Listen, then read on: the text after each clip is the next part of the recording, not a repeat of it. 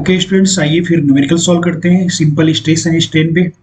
पहला numerical, a rod of 150 centimetre long and of diameter 2 centimetre is subjected to an axial pull of 20 kilo newton. Modulus of elasticity of material is 2 into 10 पे power 5 2 into 10 पे power 5 Newton पर mm square. Determine stress strain and elongation of the rod. Answer is given here. तो चलिए पहले given data लिखते हैं। Given data क्या क्या दिया हुआ डेटा है। पहला तो गिवन है एल की वैल्यू है 150 सेंटीमीटर। दूसरा बेटा गिवन है डायमीटर, तो डायमीटर हो गया 2 सेंटीमीटर। एफ की वैल्यू 20 into 10 पे पावर 3 न्यूटन में कर लिया, इसे किलो न्यूटन को न्यूटन में कर लिया आपने। मॉडुलस ऑफ इलास्टिसिटी यानी कि कैपिटल ई की वैल्यू गिवन है 2 into 10 पे पावर 5 न्यूटन पर mm स्क्वायर। तो देखिए यहाँ पे यूनिट है सेंटीमीटर, जिसको मिलीमीटर में बदल लें तो ये हो जाएगा 15, 10 से मल्टीप्लाई करेंगे तो ये हो गया मिलीमीटर, ये हो गया 20, ये भी हो गया मिलीमीटर। अब इसके बाद जो फाइंड आउट करना है उस पॉइंट पे आते हैं। पहला पॉइंट है स्ट्रेस। तो स्ट्रेस के लिए हम लोग क्या करेंगे, स्ट्रेस का फॉर्मूला हमें पता है, sigma is equal to force upon cross sectional area. Force की वैल्यू गिवन है दैट इज 20 into 10 पे पावर 3 न्यूटन। और जो क्रॉस सेक्शनल एरिया गिवन है, क्रॉस सेक्शनल एरिया, तो हम लोग निकालते हैं पाई डी पे power 4, pi D square upon 4। देखिए एरिया जो होता है, एरिया सर्कुलर सेक्शन का पाई आर स्क्वायर, तो पाई मैं डायमीटर के टर्म में ही रख रहा हूं, तो आर को मैं क्या लिख सकता हूं, d/2 का होल स्क्वायर लिखता हूं, तो यही हो जाएगा पाई डी का स्क्वायर अपॉन 4। तो इसलिए डायरेक्ट डायमीटर के टर्म में हम लोग ये फॉर्मूला यूज कर सकते हैं, पाई डी स्क्वायर अपॉन 4। तो ये हो जाएगा बच्चे 20 into 10 पे पावर 3 अपॉन पाई की वैल्यू रख लेते हैं 3.14, डायमीटर की वैल्यू है 20 का स्क्वायर अपॉन 4। अब इसे आप सिंप्लीफाई करेंगे तो आपको देखिए ये वैल्यू बड़े आराम से मिल जाएगी। 20 into 10 पे पावर 3 अपॉन 3.14 into 20 का स्क्वायर 400 अपॉन 4। तो ये जो अपॉन 4 है ये ऊपर आ जाएगा। अब इससे ये कटेगा 100 टाइम्स, इस 100 से इसके 2 जीरो कटेंगे तो यहां बचेगा सिर्फ 10। अब ऊपर बचा बच्चे 200 और नीचे बचा 3.14, और 200 को जब 3.14 से डिवाइड किया जाएगा तो आपको रिजल्ट मिलेगा 63.66 न्यूटन पर मिलीमीटर स्क्वायर। ये हो गया पहला स्ट्रेस की वैल्यू। अब दूसरा आपको निकालना है स्ट्रेन, तो स्ट्रेन हम लोग यही निकाल लेते हैं। स्ट्रेन का मतलब है change in length to the original length. एक तो ये फॉर्मूला है, तो हमें चेंज इन लेंथ तो पता है नहीं, तो हम लोग कैसे लगा सकते हैं फॉर्मूला। तो दूसरा फॉर्मूला आप याद कीजिए। इसके लिए एक फॉर्मूला आप हम लोग ये जानते हैं, कैपिटल ई यानी modulus of elasticity is equal to sigma upon epsilon. तो स्ट्रेन क्या हो गया, sigma upon capital E. Sigma की वैल्यू अभी हम लोगों ने निकाला है 63.66 है ये, और ई की वैल्यू है 2 into 10 पे पावर 5, 2 into 10 पे पावर 5। न्यूटन पर मिलीमीटर इस ऊपर भी है और नीचे भी है, तो सेम यूनिट है। अब यही बात अगर हम इसको डिवाइड करते हैं तो डिवाइड करके इसका रिजल्ट देखिए हमें क्या मिलेगा। ये मिलेगा 2 से जब आप डिवाइड करेंगे तो ये मिलेगा 31.8 और 10 पे पावर 31.8 आगे 3 भी आएगा, 31.8 आगे आ जाएगा 3 और चलो ये कंफ्यूज करेगा आपको, फिर इसलिए मैं लेता हूं इसे।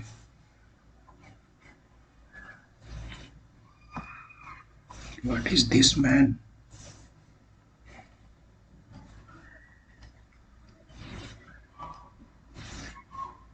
देखिए 63.66 2 इंटू 10 पे पावर 5, जब मैं डिवाइड करूंगा तो 63 का ये आएगा 3 और 3 को डिवाइड करूंगा तो 1.533 ये वैल्यू आएगी और 10 पे पावर ये जाके हो जाएगा ऊपर माइनस का। अब इसे रखें हम लोग डेसिमल के फॉर्म में तो 5 डिजिट पहले आना है, यानी कि 0.00030 और फिर 31 और इसके बाद की वैल्यू जो होगी वो हो जाएगी 53। तो ये वैल्यू आ रही है for to the strain. Okay, अब चलिए हम लोग निकालते हैं चेंज इन स्ट्रेन कितना आएगा। तो चेंज इन स्ट्रेन अगर आपको निकालना है तो आइए नीचे आते हैं।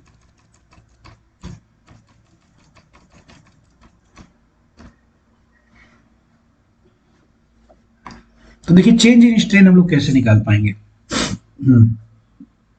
चेंज इन स्ट्रेन के लिए हमें फॉर्मूला पता है, capital E is equal to F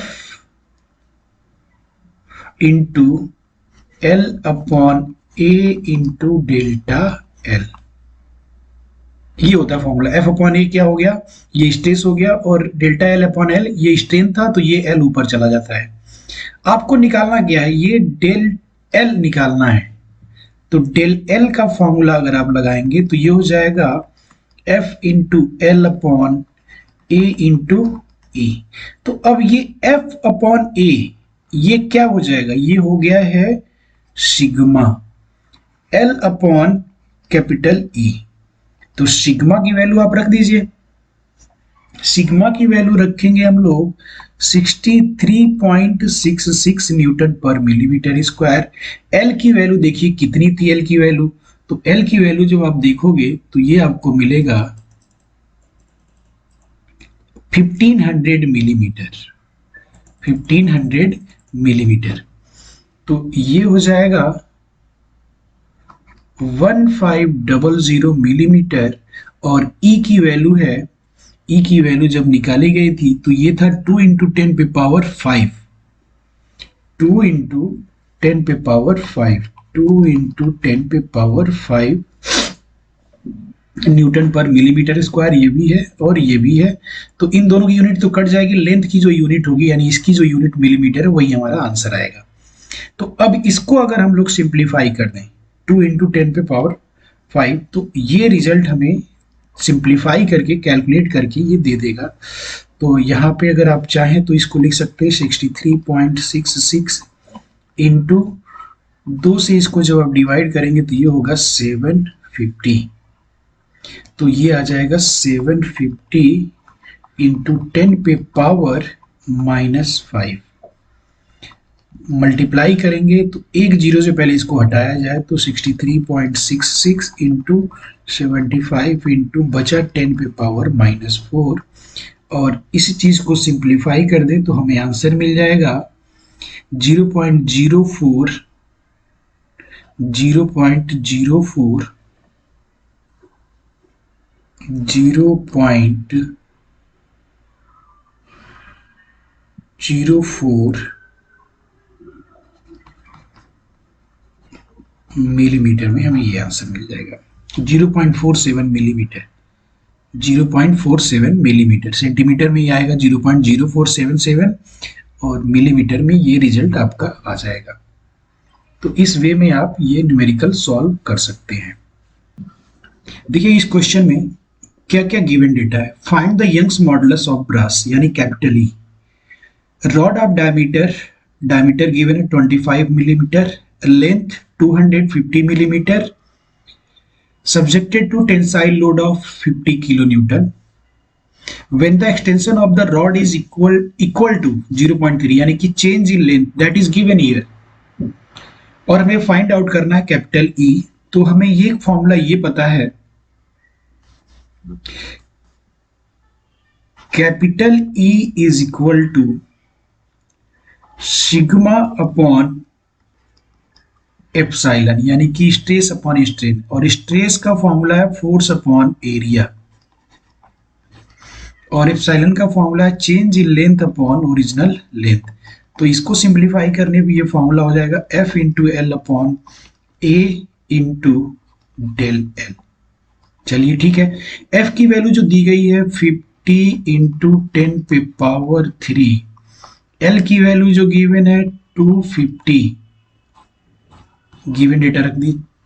नीचे एरिया कितना रखना है हमें, तो एरिया रखना है हमें π/4 डी स्क्वायर, और चेंज इन लेंथ रखना है हमें 0.3 मिलीमीटर। तो चलिए वैल्यू रख लेते हैं 50 इंटू 10 पे पावर 3 इंटू 250।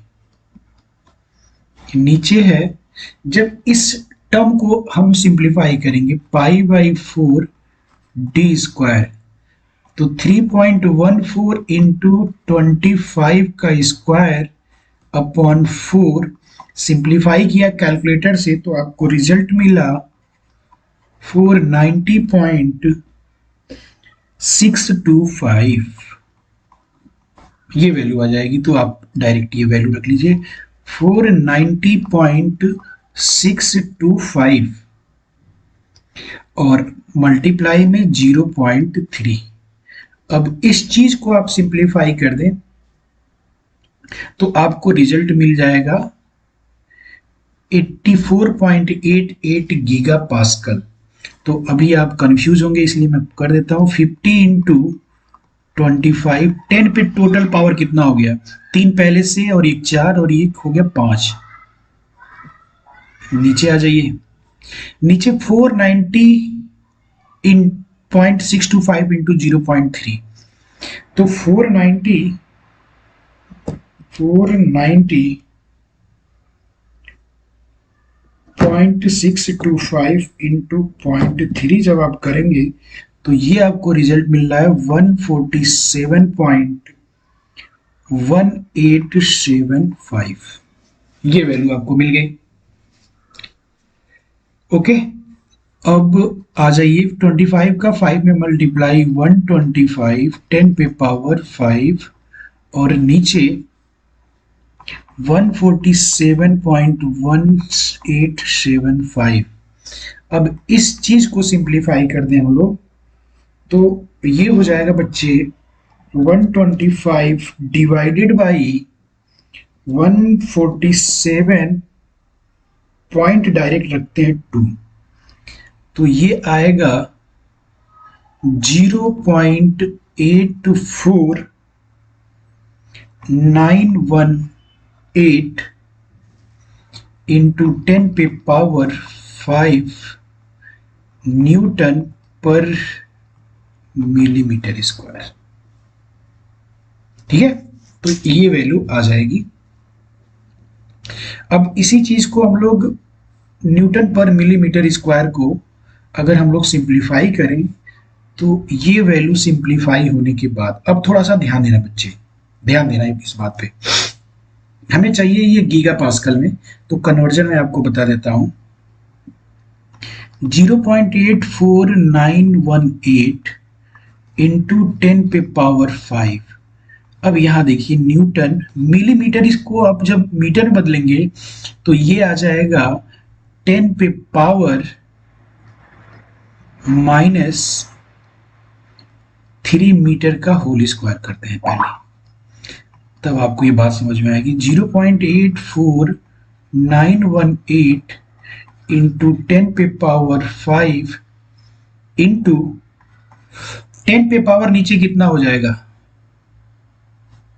10 पे पावर हो जाएगा नीचे, चलो अभी नीचे ही लिखते हैं अदरवाइज आपको, 10 पे पावर -6 मीटर स्क्वायर। अब ये मीटर आ गया ऊपर, न्यूटन आ गया, तो अब ये पास्कल में कन्वर्ट हो चुका है। चलिए ठीक है इतनी बात। तो ये हो गया 0.84918 इंटू 10 पे पावर, ये -6 ऊपर जाके कितना हो गया 11 न्यूटन पर मीटर स्क्वायर, यानी पास्कल में अब हो चुका है।